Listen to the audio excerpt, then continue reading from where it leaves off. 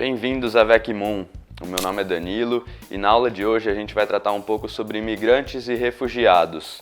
Eu pretendo aqui fazer um breve histórico, da questão dos refugiados, desde o final do século XIX até a atualidade, passando aí pelo surgimento e atuação da Acnur, que é o Alto Comissariado da ONU para os Refugiados. Vou trazer também a questão dos refugiados venezuelanos, porque está mais próximo do Brasil e envolve o nosso país. Quero também tratar um pouco sobre a questão síria, por ser um caso emblemático na atualidade em relação aos refugiados. E por último, pretendo trazer uma discussão sobre a questão da xenofobia. Vamos lá? Bom, pessoal, no final do século XIX, o historiador Eric Hobsbawm registrou que mais de 9 milhões de europeus deixaram a Europa. E nessa época não haviam tensões como existem hoje. Ou seja, a Europa queria que esses migrantes deixassem o continente e os países queriam receber esses imigrantes europeus. Já na primeira metade do século XX, a gente vai perceber uma redução dos fluxos migratórios. Primeiro, por conta da ascensão de movimentos nacionalistas e identitários, e segundo, por conta dos conflitos mundiais que vão se dar no continente europeu e que vão criar impedimentos à livre circulação das pessoas. Já no período pós-guerra, a gente vai ter uma retomada desses fluxos migratórios. A Europa ela vai deixar de ser um polo de emigração e vai se tornar um polo de imigração, até por conta da necessidade de reconstrução do continente. E é nesse momento que vão surgir instrumentos legais para amparar a questão dos refugiados, como a Convenção de Genebra e o surgimento da Acnur. Já no caminho para a virada do século, o Hobsbawm vai questionar se houve uma ilusão da globalização, até porque a promessa era de inclusão e acesso de todos e de todas. Mas o que a gente vai perceber é o fortalecimento de barreiras, de exclusões e de discriminações. E eu vou tratar um pouco mais sobre essa questão da xenofobia no final do vídeo.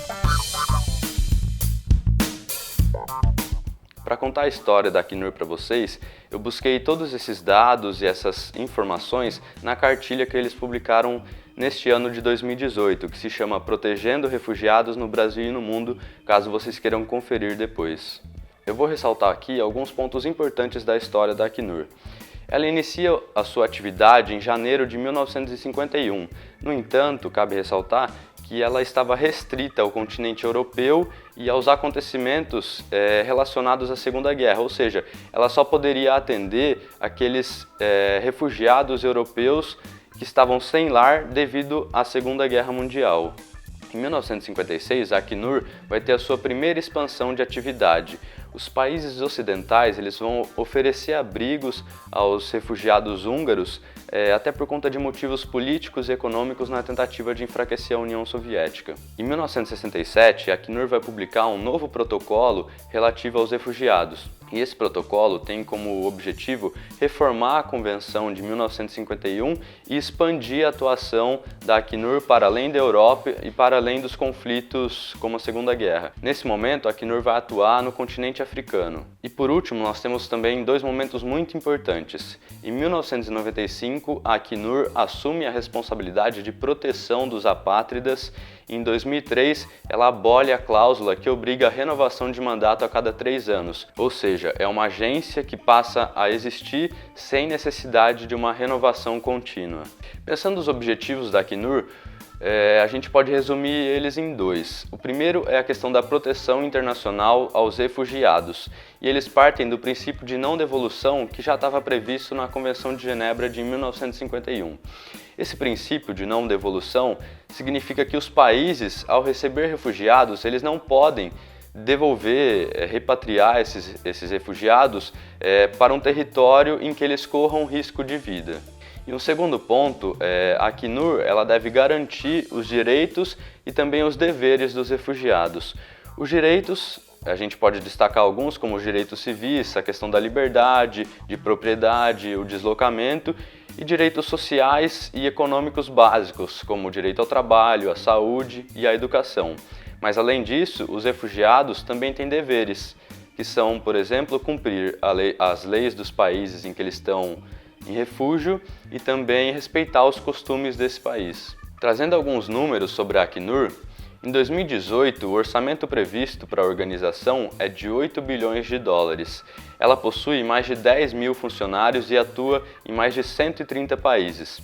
Ela já ajudou e colaborou com mais de 67 milhões de pessoas que deixaram seu local de origem e desses 67 milhões, 22 milhões são refugiados e mais de 10 milhões são apátridas. E para vocês terem esse primeiro contato visual com essa questão dos refugiados, eu gostaria de apresentar um vídeo da Acnur, chamado Acnur Sem Fronteiras.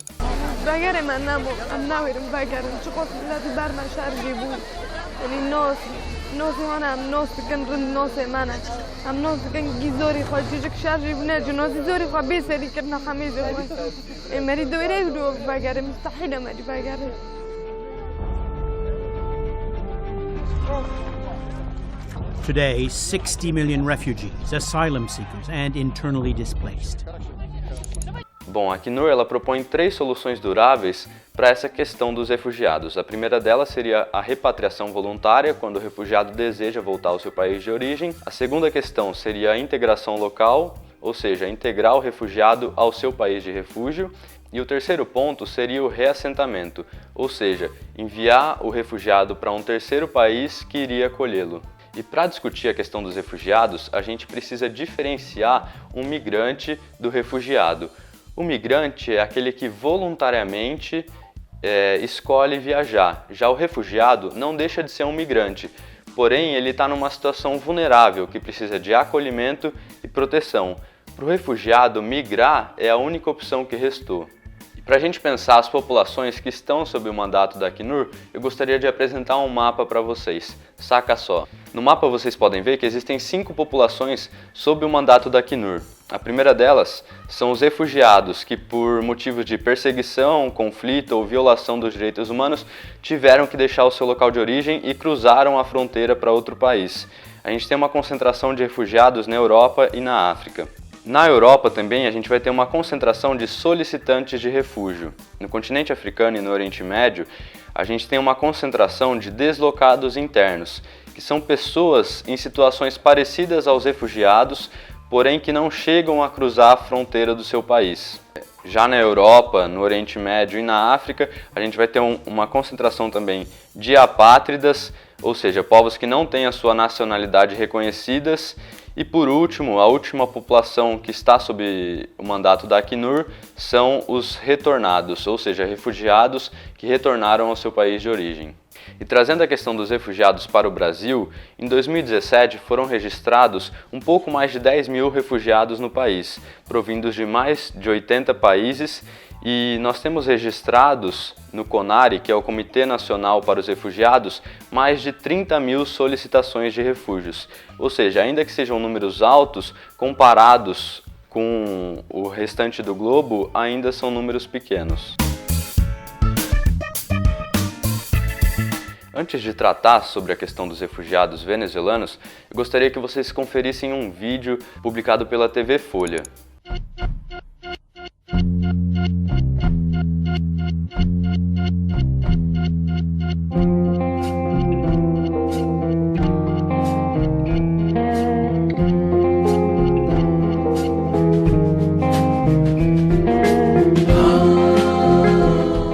Bom, como vocês podem ver, o vídeo retrata a vida de alguns refugiados venezuelanos no norte do país, no estado de Roraima. Em 2015, nós tínhamos registrados 829 solicitações de refúgio para refugiados venezuelanos, e esse número, em junho de 2017, aumentou para 7.600, ou seja, existe uma questão a se pensar. Para entendermos essa questão do refúgio venezuelano, nós precisamos voltar no ano de 2015, quando o regime chavista perde maioria no parlamento e a partir de então o presidente Maduro vai ser contestado. E isso vai causar uma crise política, econômica e social no país venezuelano. Conforme aponta a organização Human Rights Watch, nós vamos ter ataques à oposição, o preço da gasolina vai subir muito, a gente vai ter uma inflação de mais de 700% no país, além de falta de alimentos e de medicamentos, o que vão se tornar motivos para os venezuelanos deixarem o país. E dada essa conjuntura, muitos venezuelanos vão buscar refúgio em países próximos, como Brasil, Colômbia, Chile, Equador e Peru.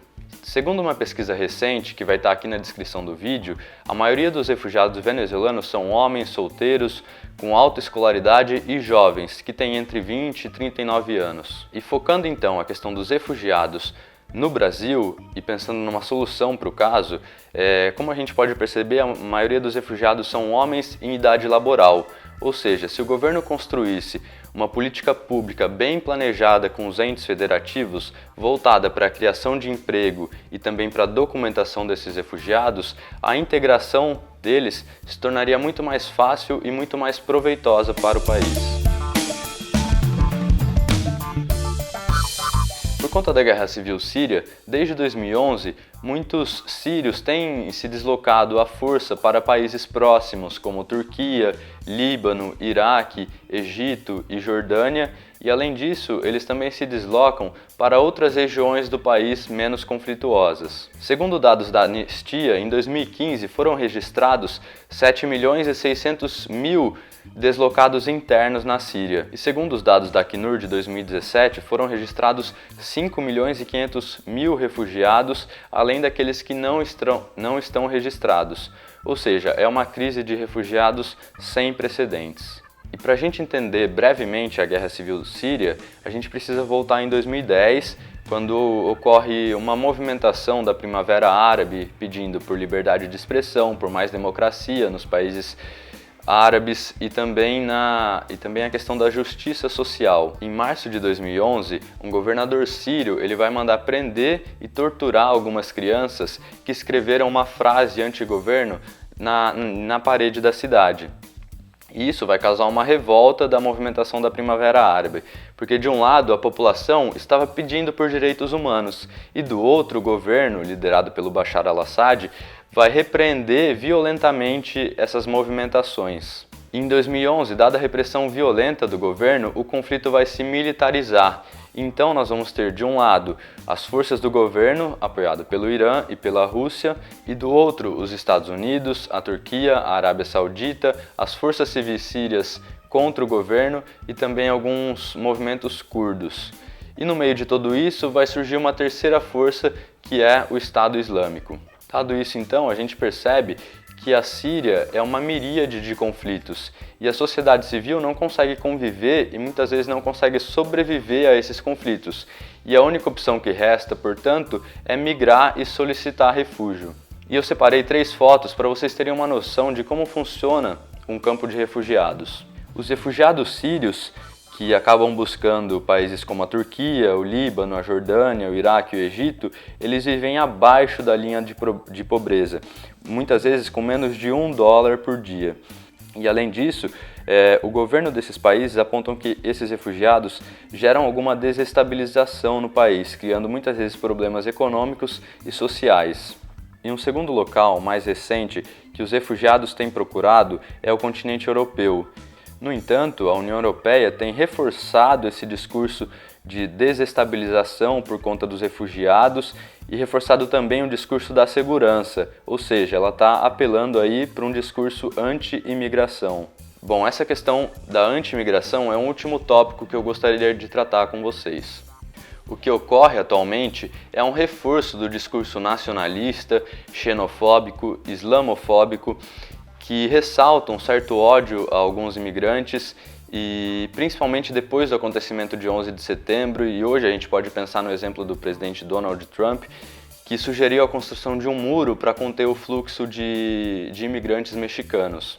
E eu separei aqui 2 fotos, uma charge e uma propaganda, para a gente entender a dimensão dessa problemática. Nessa primeira foto, a gente pode perceber a política anti-imigração encabeçada por alguns partidos e países europeus. Na segunda foto, é uma propaganda suíça que reforça esse discurso anti-imigração. Bom, Veckers, esse era o panorama que eu pretendia tratar com vocês sobre a questão dos migrantes e refugiados. Ressaltei aqui a questão da Venezuela, que está mais próximo do Brasil, e a questão síria por ser uma questão emblemática. E ainda sobre a Acnur, eu gostaria de dizer que é uma agência sempre em busca de relevância, de independência, de credibilidade, mas muitas vezes ela recebe algumas críticas. Por exemplo, essa questão do fator humanitário, da proteção aos refugiados, muitas vezes é utilizada como uma legitimação da violência, e ela recebe críticas por isso. E além disso, os campos de refugiados também recebem críticas, porque eles acabam detendo pleno controle sobre as pessoas que estão ali instaladas. Dessa maneira, eu concluo dizendo que a assistência oferecida pela Agência da ONU e também por ONGs é muito importante para os refugiados, porque elas oferecem uma opção a esses refugiados ao invés de que eles tenham que recorrer a alternativas clandestinas, por exemplo.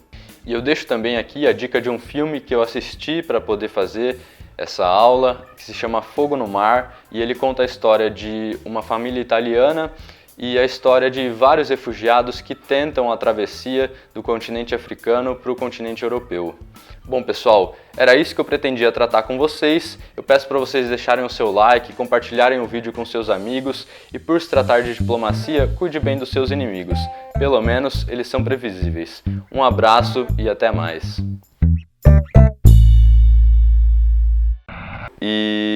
Não, vou fazer de novo. Porra, tá muito ruim. Era só eu ter terminado ali. Não, vou fazer de novo isso pra ter um nexo. Beleza. Bom, Veckers, esse era o panorama. Você acha melhor fazer de novo então?